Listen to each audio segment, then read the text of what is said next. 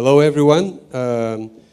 We have a challenge here, which is afternoon, after lunch. Let's try to have an interesting discussion, relevant for you guys, and hopefully, after this panel, you learn something of some tips or mistakes to avoid to make sure that your app or your business is successful.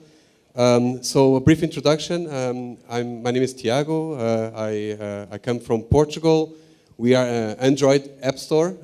We have a booth outside, so if you have an Android app, please stop by, let's talk. And we have here to my left, we have Bennett from Vungle, then Tal from Tal Ron, Drihem Co. Then we have Daniel from ClicksMob, and then finally Govind from Branch. So guys, can you just start just for the people to know who are you, where you come from, what is your company, what you do, very briefly, please. Good afternoon, everyone. Hope you're having a great time. I'm Govind. I take care of India initiatives for Branchmetrics. Branchmetrics is a Palo Alto-based deep linking solutions company. We are free and open source. We are based in Palo Alto, Berlin, and India. We have a booth over here. If you have any questions regarding deep linking, please feel free to come by and let's have a chat. Yeah. Hi, everyone. Good afternoon. My name is Daniel Newman. I'm the VP of Business Development and Strategy for a company called ClicksMob. We're a leading mobile performance platform, which means that we help app developers and global brands with their user acquisition to acquire more users on performance-based models, cost per install, and cost per action. So hi, everybody. My name is Tal Itzhak Ron. Tal is the first name, Itzhak the middle name, and Ron is the surname. Popular Israeli name, and I'm from Tel Aviv, as you can hear from my accent. I know many of the people here, or lawyers of many of the people here in the room. And we are gaming lawyers and AdTech lawyers. My firm, Tal Ron, Drihem Co, is one of the prominents in these fields. And I'm really happy to be invited to speak here. Thank you. Thanks, Tal. My name is Bennett Carroll. I work for Vungle. We're a premium in-app video network. For the developers in this room, there are two key reasons why you would want to work with us. The first is, as developers, our SDK enables you to show HD video in your app as a means of monetizing your inventory.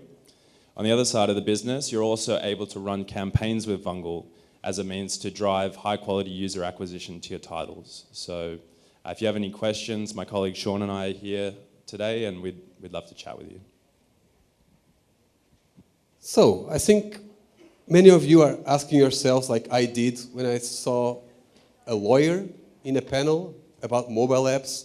So, Tal, I don't know what is AdTech and game lawyer, and if I have an app, why should I care to talk to you?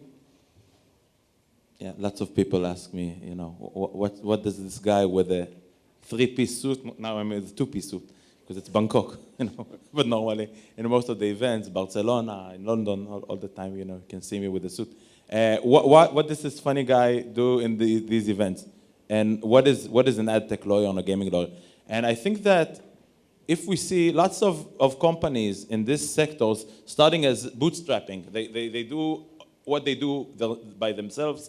They start with initial funding. Normally, it's 3 people working either in a garage in Barcelona or in a warehouse in Bangkok, and starting without any formal agreement between them two. And sometimes that works, but the problem is that sometimes it doesn't work. So I think that one of the first factors that you need to do when you establish a venture dealing with apps and dealing with innovative technologies is to make sure that all the legal foundations are set solidly. It means that the proper founders agreement, it means proper terms and conditions, it means agreement with employees and agreements with the suppliers. All of this should be very specific and very solid for a successful app company. Okay, so after I saw the lawyer who was on the panel, that was my first question. Then I saw this guy, Govind, from India doing deep linking. I have no idea what is deep linking, so first, can you explain, because some people maybe with mobile apps don't also know what's deep linking, and after you explain what's deep linking, why is it relevant? Why should me as an app owner or app developer care about deep linking? What do you bring to the table? Okay, great. Firstly, how many of you in the audience know what a deep link is? Can you raise your hands? Okay, very few. Yeah, good enough, but very few. Fundamentally, what a deep link is, so every web link that we see is a deep link, right? There's a t-shirt page in Amazon, and someone shares on email or Facebook. We click on the link and we land in that exact page of t-shirt in Amazon.com, right? Not the homepage of Amazon.com. But that's very convenient in web. But if you actually see that in mobile, it's not the case. Because Google Play Store or iOS Store is a black box, no data can be passed through this, which is why deep linking for mobile is very important. A deep linking enables a user to go to the specific content inside an app. That is a standard deep link. What is a deferred or contextual deep link, which is what Branch does, is go to the specific content inside an app, whether or not the user has application installed, which means that if someone clicks on the link, they go to the App Store, they download the app, and then to the specific content inside the app. That's what a deep linking is, if I'm clear. Now, getting back to the question, why is deep linking so important for every app developer? Yeah, every one of us know, everyone over here are app developers. Every one of you guys know that you spend a lot of time and a lot of energy, a lot of excitement goes into the building of an application. But no one focuses on how do you make sure the user gets into the app. That means the onboarding, or once he clicks on anything that he sees on mobile, what is the process of you taking to the app? The entire experience is very important. So the deep linking concept makes sure that the experience of user getting inside the app is very smooth and very convenient, which is why deep linking is very important in my sense. Hope I'm clear. Okay, thank you for the explanation. Bennett, I know what is video ads. When I saw what you were doing, I was curious. I don't know if other people in the room are curious. I usually see video ads like in YouTube, right? The little clips before I watch the video. What about in games? When do video ads show up in games or apps? And is it for everyone? For all the app developers should think about video ads? Yeah, sure. So in my role at Vungle, I have the opportunity to work with a lot of different developers, small independent developers, medium-sized developers. Like you guys, they're very, very passionate about gaming. A lot of the time, they're gamers themselves. From the start of the production on the title, they're very, very interested in building a game that people want to play. They pour their heart and their soul into creating great graphics, great gameplay, great engagement. But they get to soft launch and they get to their hard launch, and then the question becomes, okay, how do I make money with this app? So, I trust that you guys are all gaming fans, but you're ultimately here because you want to make a career out of games and you want to make sure that your app makes money. Video ads are increasingly becoming the clear choice for monetizing your app, and then also engaging new users and acquiring users. So with our technology, you're able to put HD full screen video into your game. If you're spending months, years developing a game, you don't want poor user quality ad experiences. Similarly, if you're looking to acquire new users, you don't want to show a poor static ad that really doesn't do justice to the intensive work that you've put into your game. So I would encourage you all to look at video ads, whether it be with Vungle or any of the other networks and competitors here, to really understand how you're going to market your game in the App Store. We've all spoken about how competitive it is. You want to put your best foot forward and ensure that the users out there have a chance to see your game, engage with it, and ultimately spend money. All right. Daniel, analytics, okay? I thought the analytics that I should care about is the number of downloads from the App Store. That's it. Is it? So first, let me just refer to some of the interesting things that Benny were speaking about. Video ads, indeed, it's a growing format. Video has been growing tremendously in 2015 and will even grow in 2016 in terms of monetization and acquisition. Before we even look at analytics, you keep in mind that the app ecosystem is a very crowded marketplace. So figures show that there are roughly more than 3 million apps out there available in different stores on Google Play or in the App Store. So the first challenge, or the first thing that app developers need to keep in mind, is that they need to have their app discovered, because that's the #1 challenge. So in order to be challenged, they need to understand that, you know, app developers and ventures, they can develop great games, great apps, but their core business is not user acquisition. So this is why companies like us are in the market. This is our core business, and what we do is we help with user acquisition. Now, what we do, the market is heavily moving into performance-based models, where app developers, to your questions, not just look at downloads. Again, downloads are important, but we look at what the users are actually doing after they have downloaded the app. So things like retention and purchases behavior, engagement. So these are some of the things, some of the most important KPIs that you as app developers should look at after you've acquired the user. All right. Tal, I have an app. I know it's important to talk with a lawyer. I have a cousin just graduated from law school. Why can't I just go and talk to him or her about what I have to be careful? Why should I talk with an AdTech and gaming lawyer? How are you different from a regular lawyer? Well, okay, first of all, we have our association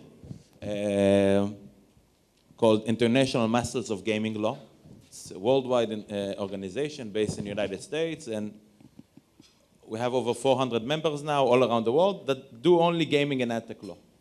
Now, what we do, first of all, you know, it's better than, okay, there are a few levels. Either you get an AdTech/gaming lawyer or you get a regular lawyer, but I think that many of the people who are starting with the technology don't even use a lawyer. They just cut and paste and copy something they found over the internet.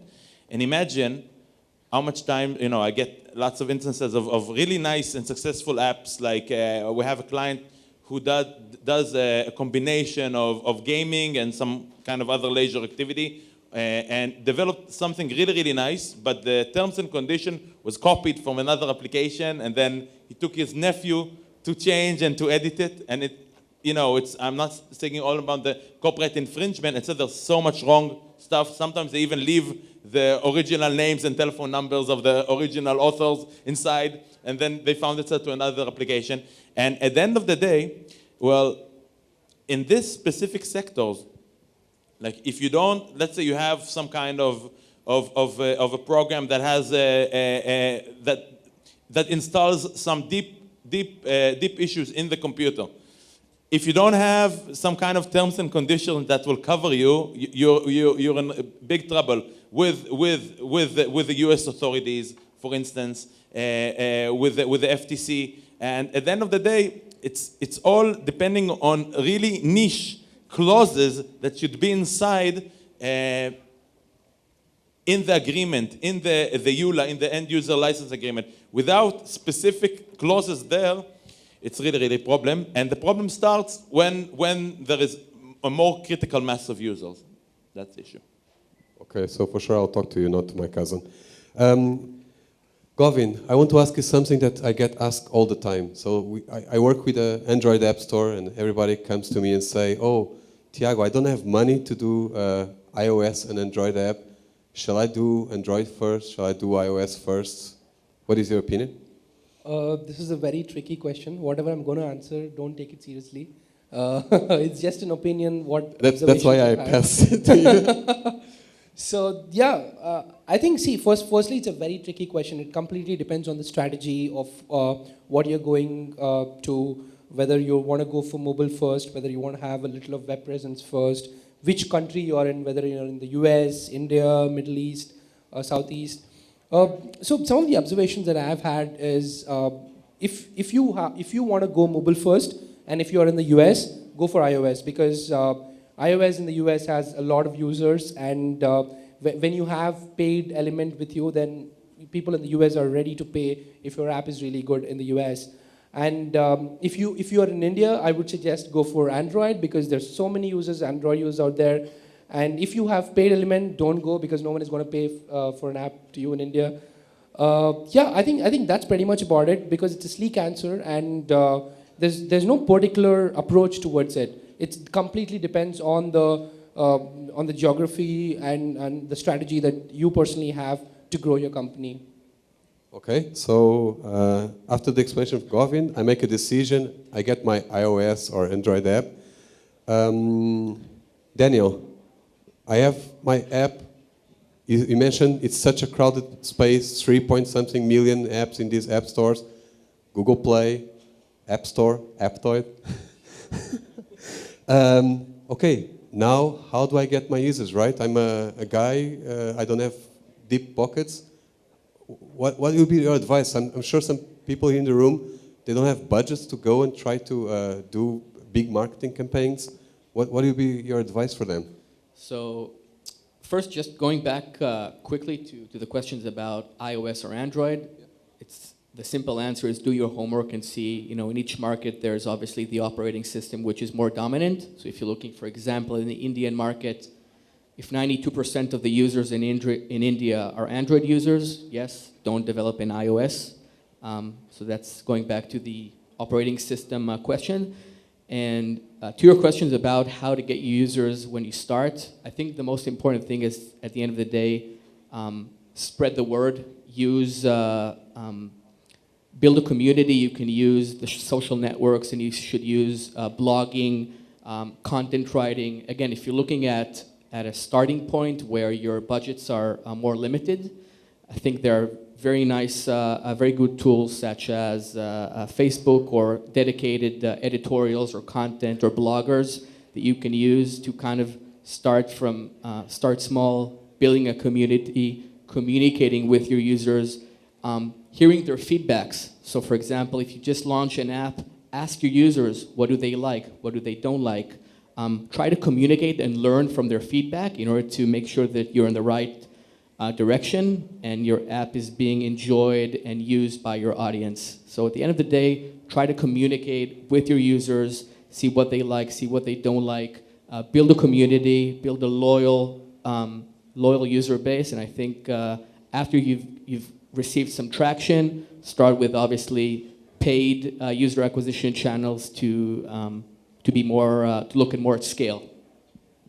So Bennett, I'd like you also to give some tips, to add to what Daniel said in terms of how you get your users, and then I would like to explain just a little bit more how much effort do I have to make on my side to integrate your video ads, and what can I expect in terms of revenue. So I know I have like 10,000 users.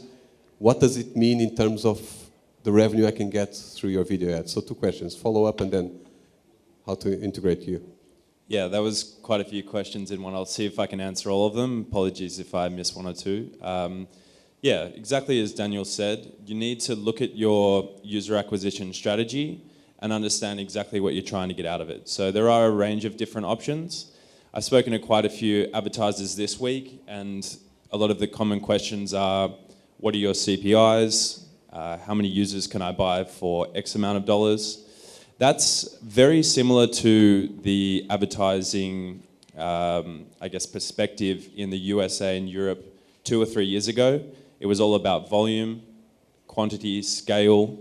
Increasingly though, with the growth of mobile video, the question around user quality and acquisition quality is becoming more important. So instead of how many users can I buy, it's how many good quality users can I buy that will stay in the game, that will play the game, that will share it with their friends.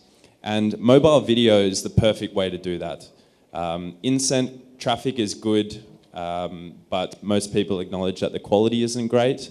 With mobile video, you have an opportunity in 15 or 30 seconds to really capture what makes your game good, what makes your game interesting, and really engage people to come and play in your game, stick in your game, and ultimately, be a good quality user.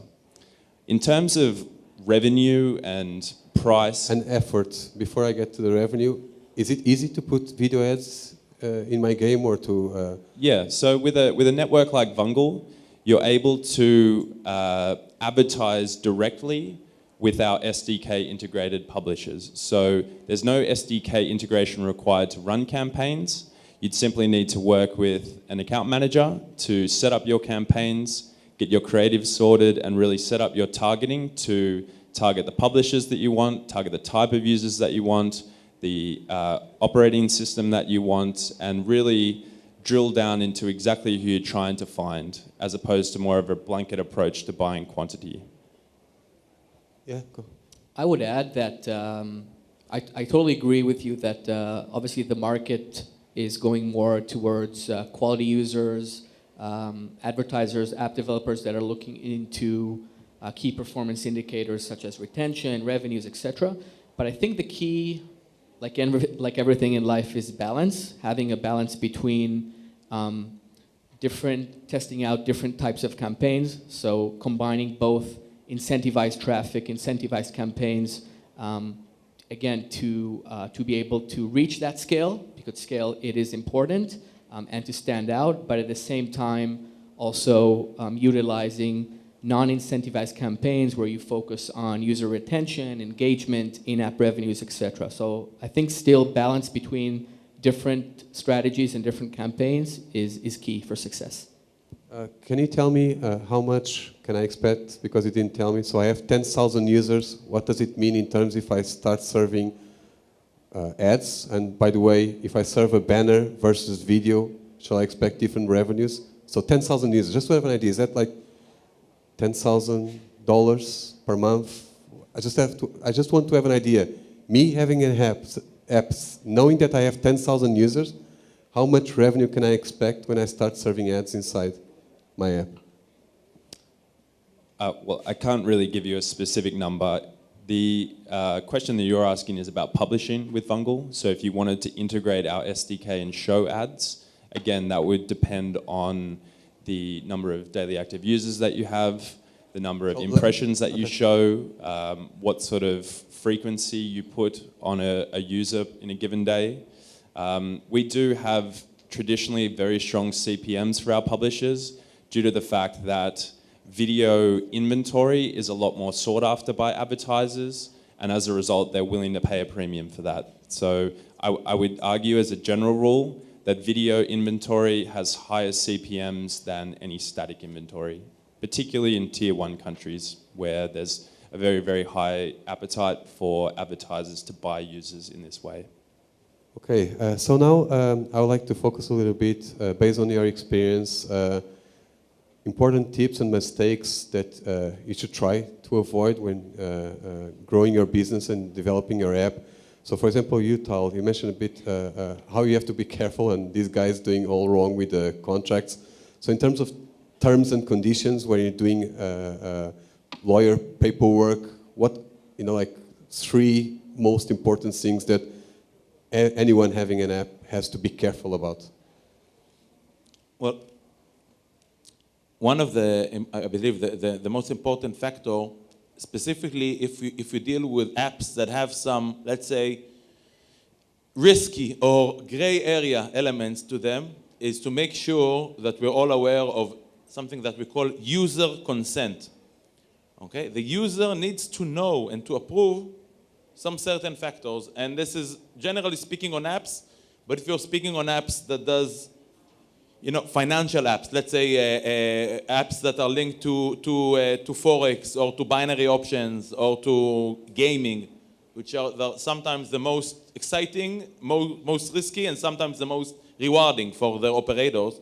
And these specific verticals, you need to be the most cautious. What I mean here is that there should be a specific I agree checkbox, and that will be monitored, that will show that, let's say if we're speaking about a financial application, yes, an application where your client plays $1,000 and then plays against the dollar, the US dollar, euro, CFDs, contract for differences. In these type of applications, one should have a really specific risk disclaimer that the client knows, that the traders know that he's risking this amount of money and that he can lose all of it. And if you have some kind of an affiliate funnel that throws lots of traffic to a specific online poker application. Only where in markets where there's allowed, of course not in the United States or in specific places in the United States where it's not allowed. So there, in these places, it should be make sure that people are knowing what they do. Now, there is one of the famous lawsuits which is called the Terra Marketing lawsuit. It's regarding a guy called Terra Marketing, they're affiliates, and they wanted to push some kind of product. So they said, when they advertised it, they said, as seen on CNN.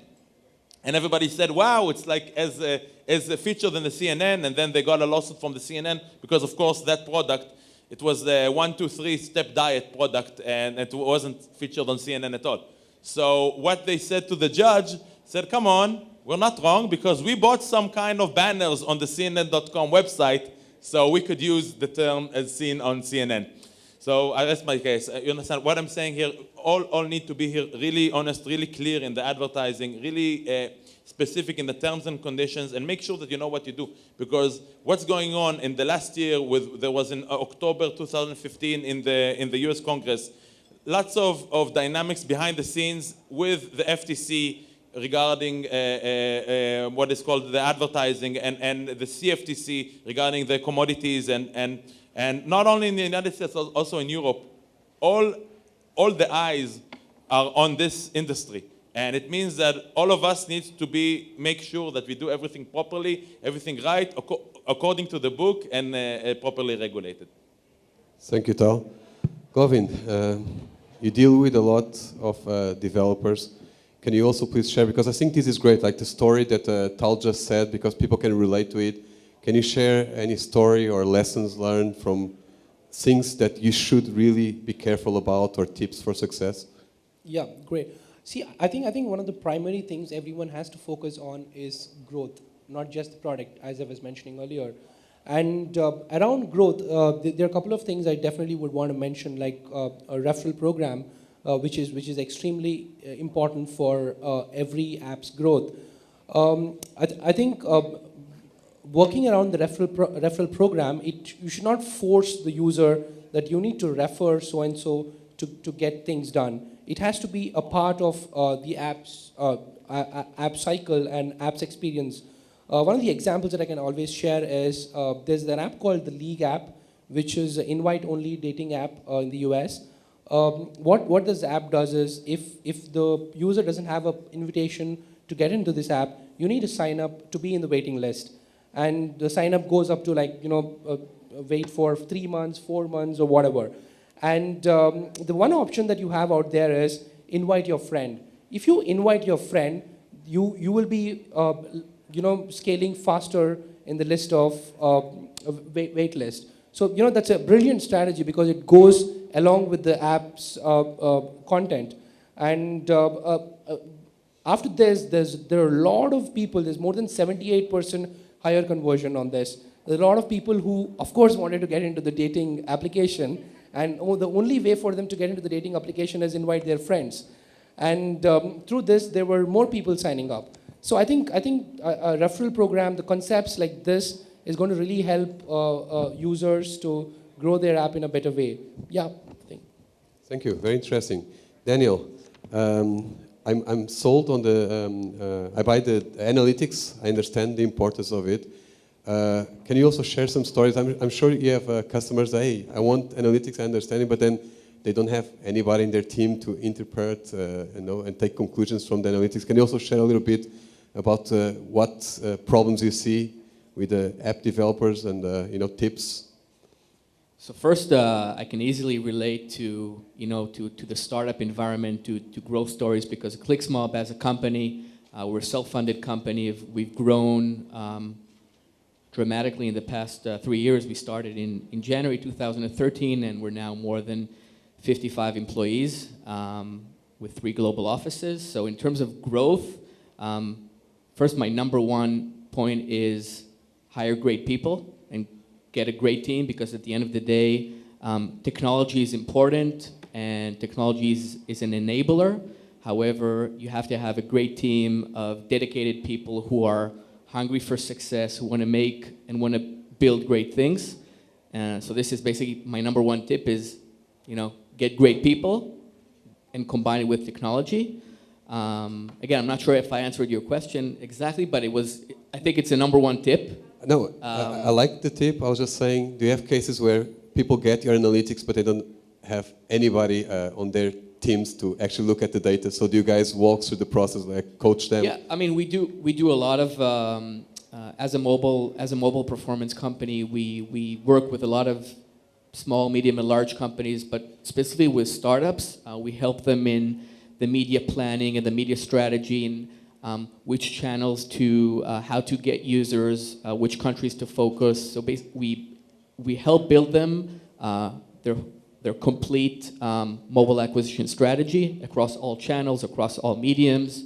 And especially myself, this past week, I've met with a lot of startups, both here in Bangkok and in Singapore.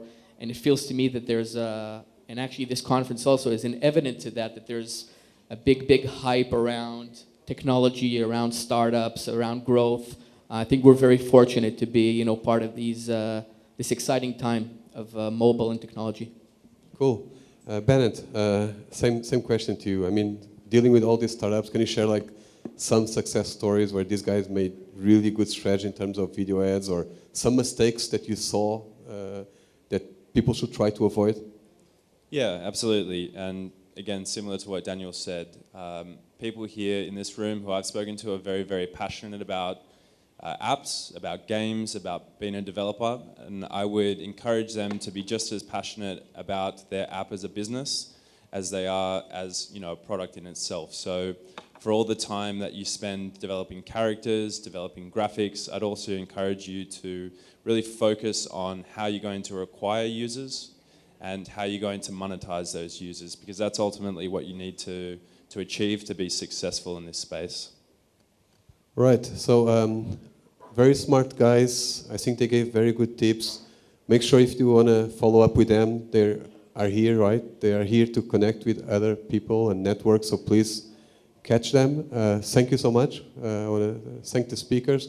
May I please invite to the stage Mangalam from GMASA to present tokens of appreciation to our gentlemen panelists, including Govind Kavaturi from Branch Metrics, Tal Itzhak Ron from Tal Ron, Drihem Co, Bennett Carroll from Vungle, Daniel Newman from Clicksmob, and our awesome moderator, Tiago Costa Alves from Aptoide.